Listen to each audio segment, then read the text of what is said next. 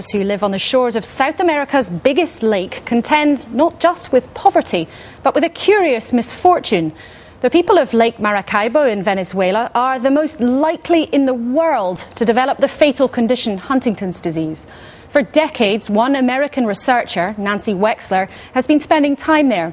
It's where she discovered the gene that causes the disease, and it's a living laboratory for her work to find a cure. Despite recent difficulties, not helped by tensions between Venezuela and the US, she still returns. Will Grant accompanied her on a recent visit.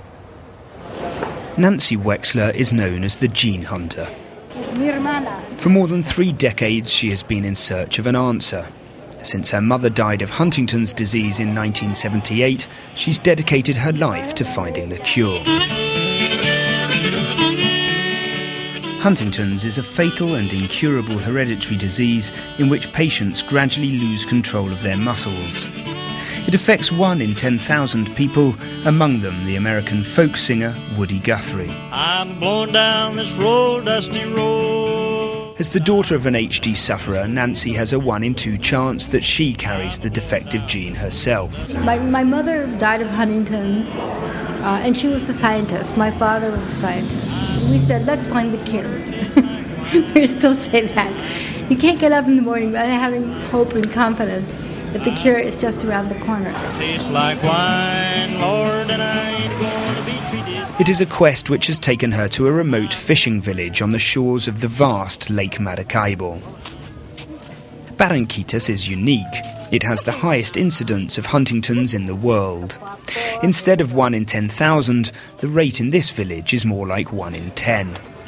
1,000 villagers already have the disease, a further 5,000 are carrying the gene.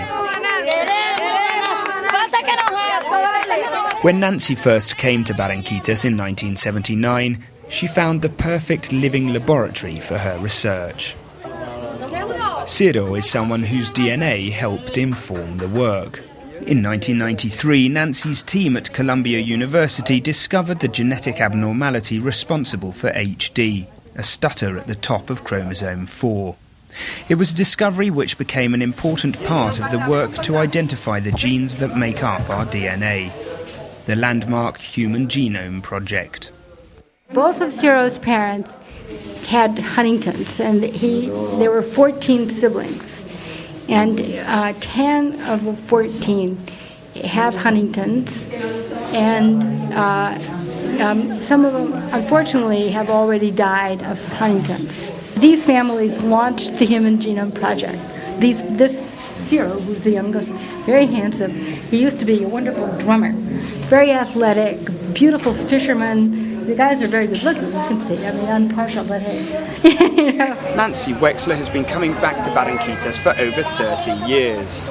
She and her research team have taken hundreds of blood and DNA samples from affected families, such as the one living in this simple tin shack. It's helped identify the gene responsible for Huntington's, and she hopes will help eventually find a cure. Today she is in Venezuela to try to reach an agreement with the government of President Hugo Chavez. Since Mr. Chavez was the subject of a failed coup attempt in 2002, relations with the US government have been fraught at best. The US State Department advised Nancy against continuing the research in Venezuela, and with no formal protocol established for removing the DNA samples she needs, Dr. Wexler has been unable to bring her team back.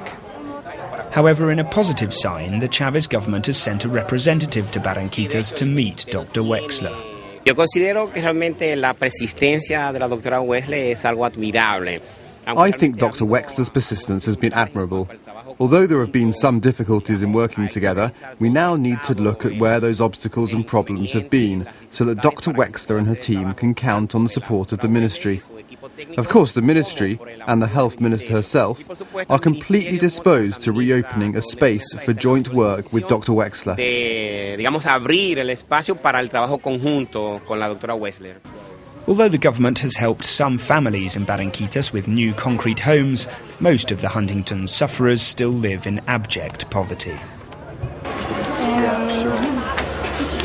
So this is the beginning of a new home, or this is actually a home? Well, it used to be like totally just dirt, and they had embedded glass, They had, holes. They had garbage. And they have 14 people living here, most of whom have Huntington.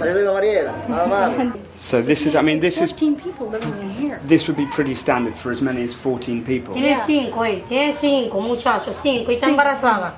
Y mira esto cómo lo tiene. 5 muchachos. So she's saying that there are 5 people who are pregnant, 5 young girls who have been sleeping in pretty much these conditions, at best a hammock, but this is pretty much all they have.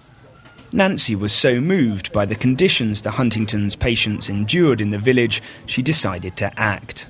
In 1999, she co-founded this care home outside Maracaibo for local HD sufferers.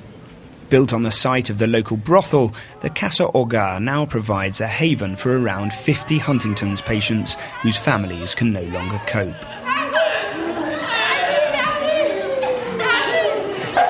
As some families in Barranquitas have 7 or more children with Huntington's, the waiting list to join Casa Hogar is always long. But more than just a care home, Casa Hogar is also a vital part of the science. Hey. Ciro's cousin, Nerido, is one of the patients at Casa Hogar. ¿Cómo estás tú, Nerido? Bien? His own personal DNA gave us the gene. So we're very indebted to him. We discovered here in Venezuela that when the gene is passed on from a man, it gets too big. It gets twice as big and 3 times as big. So that's what happened to his brothers and sisters. That's why here, even continuing to be part of people's lives, you need to be able to follow people's, every single year at a minimum to see how they're doing. Because people change. And we want to be able to respond to every single stage of Huntington's life. Nancy Wexler's work has some important admirers, among them Sir Michael Rawlins, the chairman of the National Institute for Health and Clinical Excellence, or NICE. The British scientist has started to visit Venezuela often over the past decade. I really knew nothing about Huntington's disease until I met Nancy about 9 or 10 years ago, and she felt I might have something to contribute because I'm a clinical pharmacologist, I'm not a geneticist, and she was hunting for cures, and so she persuaded me to come down here, and I was captivated by it. It's an extraordinary environment. I have full of admiration for her and her colleagues who have done epidemiological research in what by most standards is a very unpromising environment, and has managed to do it so successfully too. Unfortunately, persuading the Chavez government of that same importance has proved difficult. While successive health ministers have voiced support for the research to restart, no protocol has yet been signed, and there have been few indications of progress on the issue since 2002. Government funding for Casa Hogar is also minimal. Nevertheless, Nancy remains hopeful, both for the future of Casa Hogar and ultimately of finding a cure. We never know, when some miraculous discovery is going to be made. So I am very hopeful about the cure in the near future. I think that there's science breakthroughs that are really on the horizon and are happening now. And also that the group can come back and continue to provide service to the families in the Casa Hogar and learn in turn from them.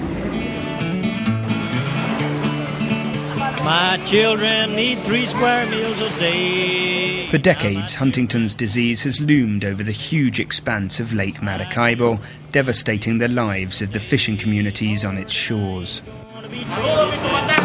Nancy Wexler has done more than anyone to help those communities, but they too have helped her to find the answer she's been seeking for years.